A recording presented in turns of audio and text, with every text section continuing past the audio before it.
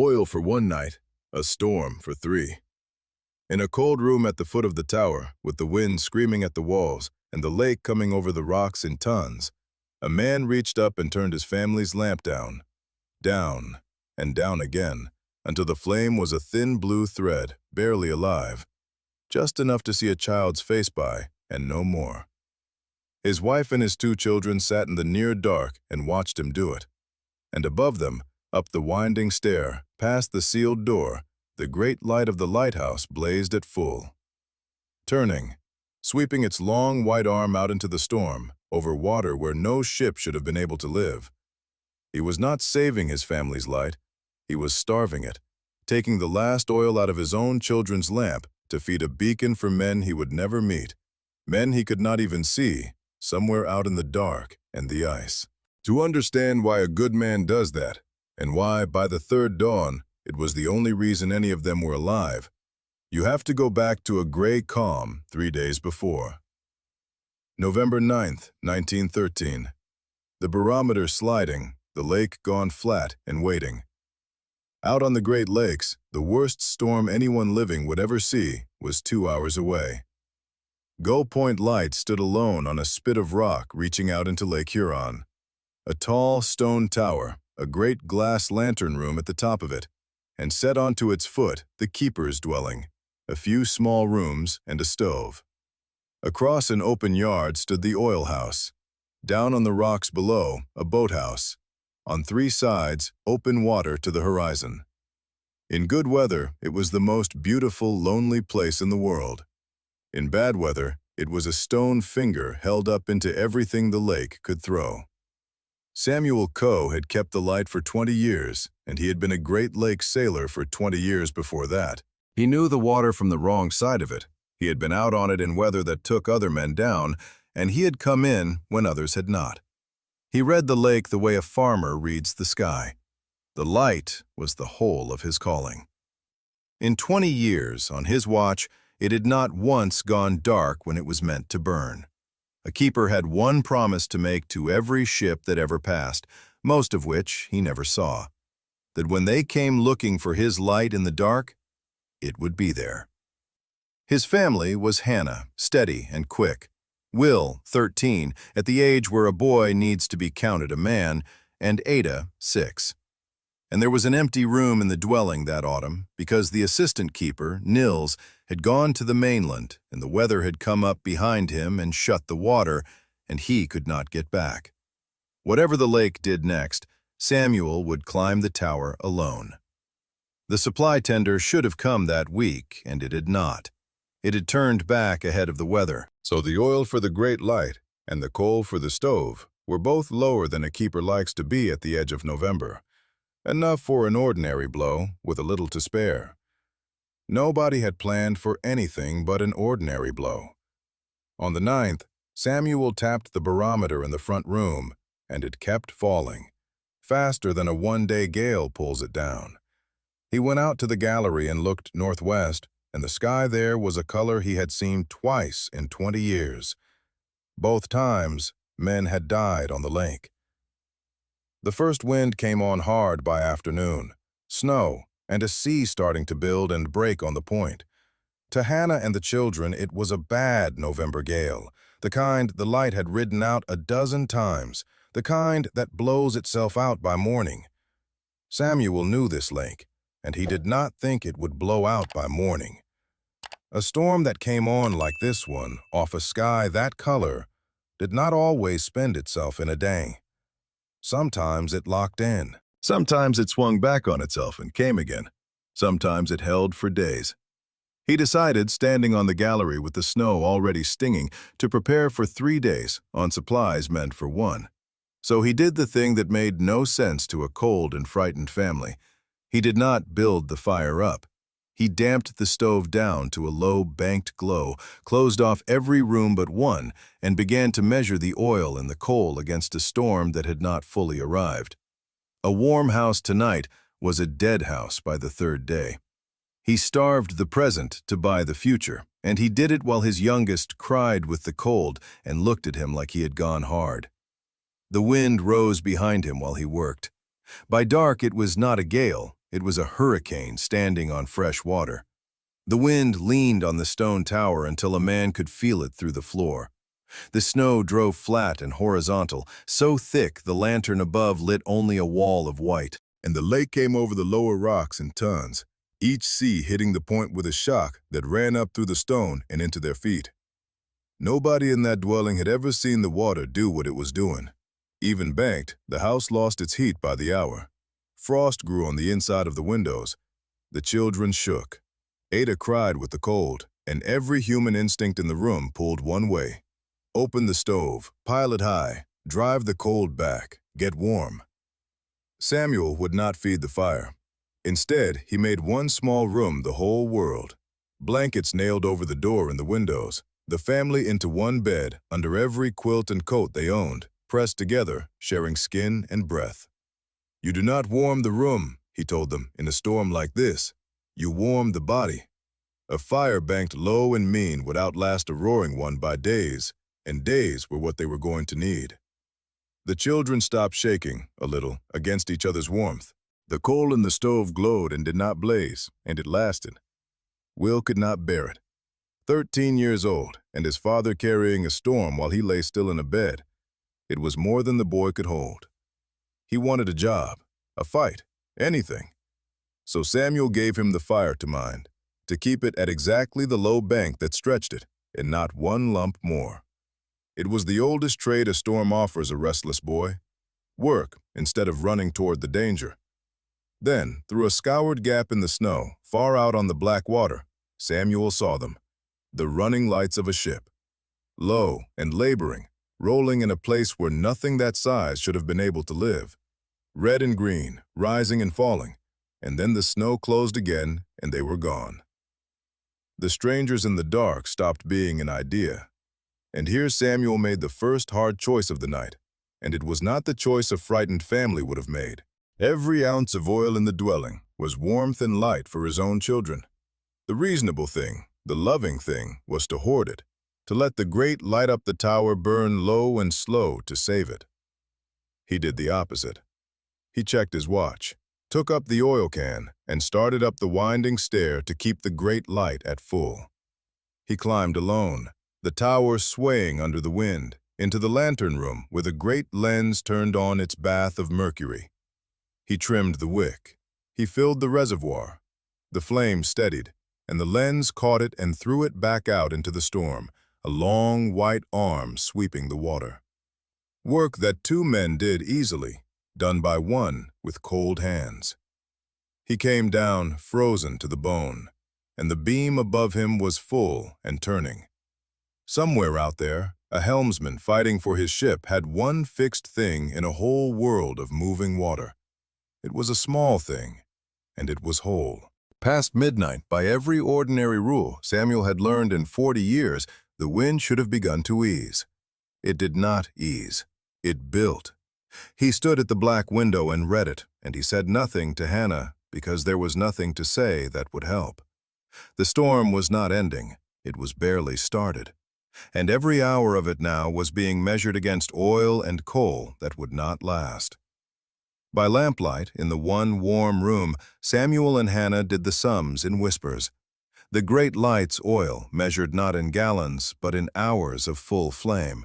The family's own lamp oil, the coal, the food, and a storm that had already outrun every estimate. Laid out honestly, the sum was cruel in one particular way. At full burn, over 3 days, the great light alone would drink very nearly everything they had. The two lights, the beacon above and the family's lamp below, were drinking from the same small well. The keeper's night became a rhythm. Climb, trim, fill, descend, warm, and climb again, every few hours, through a storm that spent the whole time trying to peel him off his own tower. The winding stair in the dark, the cold iron rail, the lantern room shuddering at the top like a thing trying to take flight. One man doing the watch of two, hour after hour, with no relief coming and none possible. It nearly killed him on the second climb. He was on the gallery outside the lantern, clearing ice off the storm panes so the light could get out, and the wind took his footing clean away. He went down and caught the rail with one arm, and for a long moment he hung out over the black rocks and the breaking water with the storm trying to pull him loose. He hauled himself back over. Something tore in his shoulder doing it, deep and wrong, and after that one hand would not fully close for the rest of the storm. The work of two men now fell to one injured man, and he was failing. So Will got his wish, in the hardest way. Not onto the gallery, never that. His father would sooner have lost the light, but on the stair, passing the heavy oil can up, hand to hand, steadying his father's bad side on the descent. The boy became the half a man the watch needed. And on the stair, in the dark, Samuel taught his son the real measure of the thing. They had to stop thinking in gallons and start thinking in hours of full flame. There were only so many hours left in the can, and the storm might last longer. Every trip up the tower spent time they might need at the end. The family's survival and the ship's safety were one dwindling number. Below, Hannah held the base. She kept the one warm room warm, kept Ada eating and awake, kept the family lamp turned low, and kept the fear off the younger child by handing her the small work of the storm, mending, minding, holding the warm stone. A keeper's wife was a keeper, too. Nobody wrote it on the station's roll, but the light stayed lit because two people held that rock, not one. Once, far out in the roaring dark, they heard a ship's whistle, short and panicked and wrong. And then, nothing at all. Samuel kept the great light at full and did not let himself imagine the rest of it. The light was the only thing he had to give those men. He gave it. And then, toward the second night, the wind eased. It eased just enough for hope, just enough that Hannah looked up and Will let himself smile. And then it swung hard around to a new quarter and came back stronger than it had been before. The storm had doubled on itself, exactly as Samuel had feared standing on the gallery 2 days earlier. What had looked like the end of it had only been the eye. 2 days were now 3. By the second dark, the great light's can showed its bottom, and the storm was not done with them. There was oil enough for the beacon, or oil enough for the family's own lamp and a little heat, but not both, and not to the end. The choice the whole storm had been driving toward was no longer somewhere out ahead. It was in the room. The doubled storm drove the lake clean over the lower station. Water and grinding slush ice smashed into the boathouse and tore it off the rocks. The yard filled and became a race of breaking ice water. The seas came all the way up to the dwelling now and hammered the door, and the rock the family had lived on for 20 years began, foot by foot, to go under the lake. And the reserve oil, the full oil house, the margin that would have carried both lights easily to the end, stood across that yard, 30 yards away, across a run of storming ice water that no man could cross and live. The oil they could reach was the oil already in the tower, and the one can down in the dwelling. Everything that would have saved them sat just out of reach, behind the lake. Will had done the same sum his father had, and he was 13, and quick, and sure in the way the young are sure, that he could time the waves and dash the yard between them and bring back an armful of oil. He was already at the door. Samuel put his ruined hand flat on the boy's chest, and he did not take it away. He gave him the rule that every keeper lives by, and some keepers die learning. A station is held from the inside. It is not saved from the outside. Nobody crosses that yard. Nobody launches that boat. Nobody goes for the mainland or the oil house or help. You hold what you can reach, and you let the rest go, and you keep your people inside the walls where the lake cannot get a full hold on them. The run that felt like saving them was simply a way to die. Samuel refused it, and he kept his son alive by keeping him still. Then the lake took the ground floor. Water came under the door and around it, freezing slush spreading across the floor, climbing toward the stove itself. They could not stay down there. And so Samuel gave up the warm room he had built, the one small world that had kept them alive for 2 days, because holding it now meant drowning in it.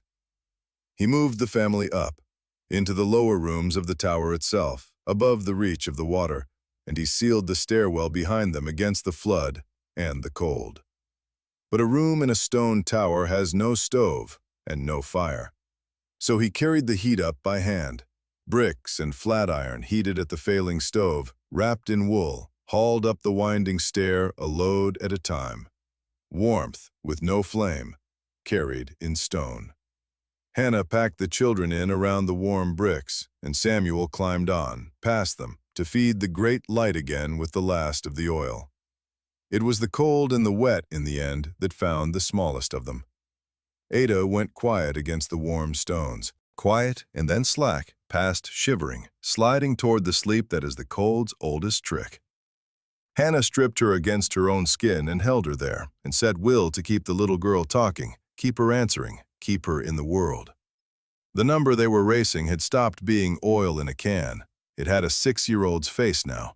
And through all of it, the flooded base, the failing child, the tower shaking in the dark, every few hours Samuel climbed the swaying stair and kept the great light at full, for a lake that might or might not still have living men on it.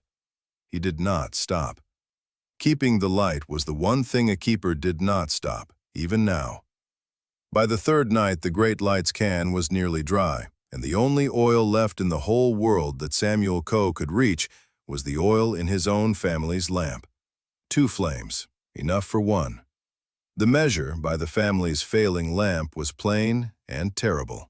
The great light would not last the night at full, and the only oil left to feed it was the family's own lamp. The last light and the last warmth his wife and children had, in a freezing stone room with a child already slipping toward the cold. To keep the beacon burning for ships he could not see was to take the last flame out of his own family's hands. To save the family's lamp was to let the great light die, the light that was a keeper's whole reason for being, and a lee shore's one mercy to a ship driven onto it in the dark. There was no third road. Both of them ran straight through the dark. Samuel turned the family's lamp down to a thread. He did the thing the whole story would be named for, and he did it without a word of argument, because words were done. He reached up and turned their own flame down, down past reading, down past comfort, down to a thin blue thread that was barely a light at all.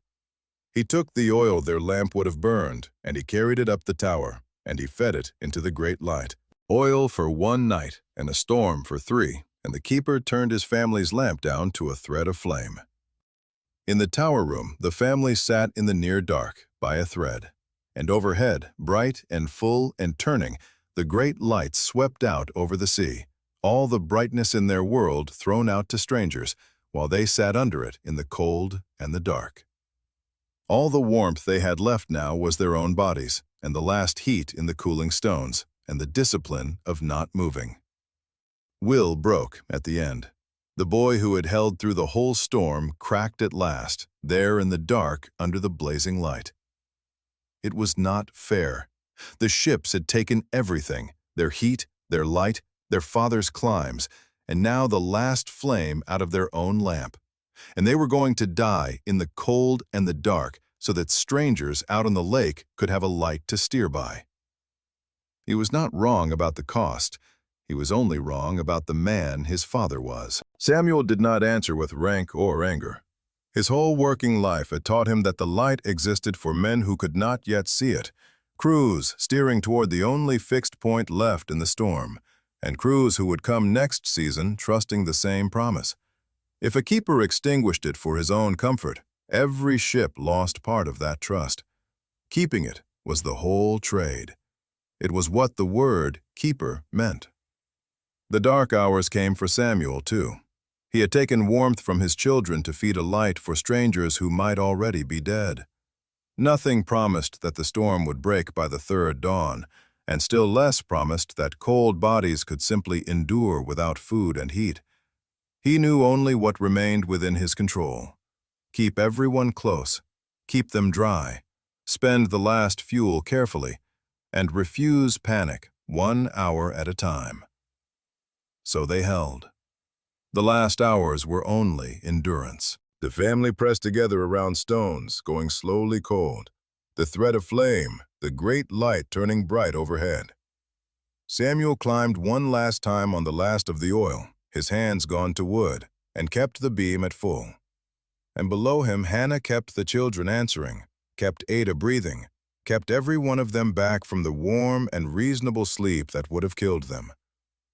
Near dawn, the family's thread of flame guttered, starving, and the temptation came with it, to take the last drops meant for the beacon and feed their own lamp, and buy themselves 1 hour of light and comfort at the very end.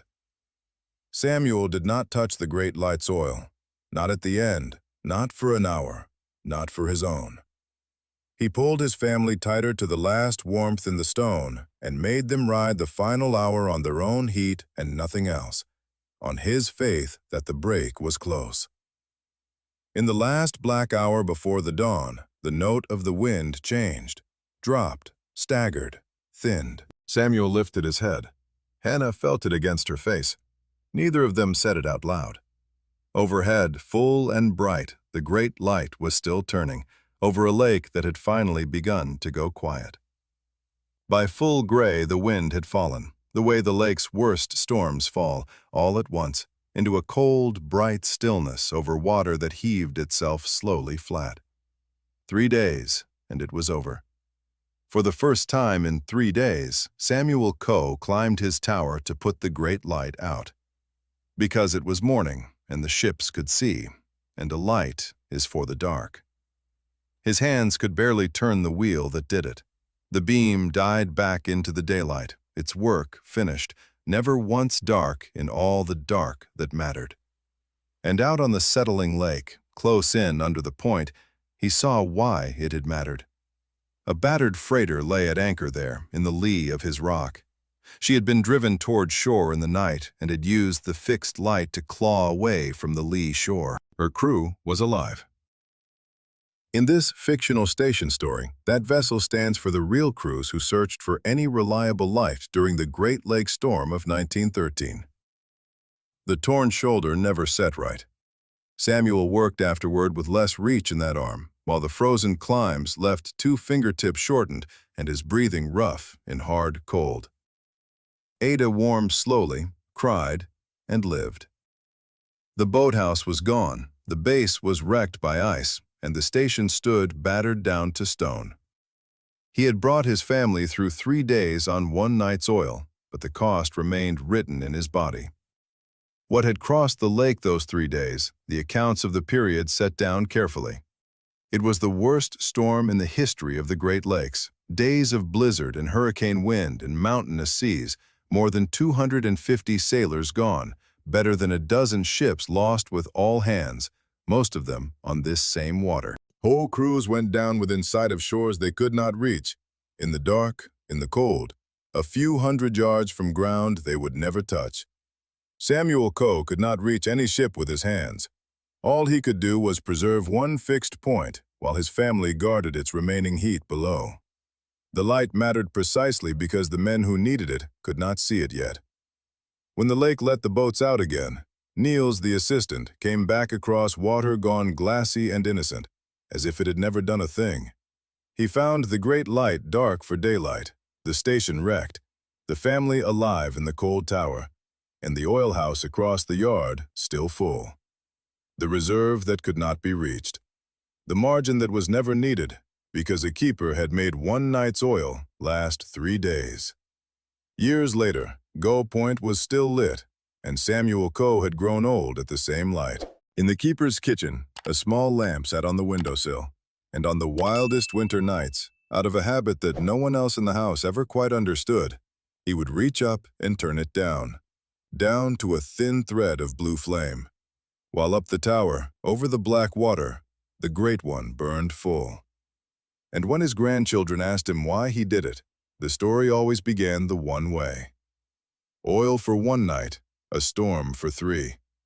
And the keeper turned his family's lamp down to a thread of flame.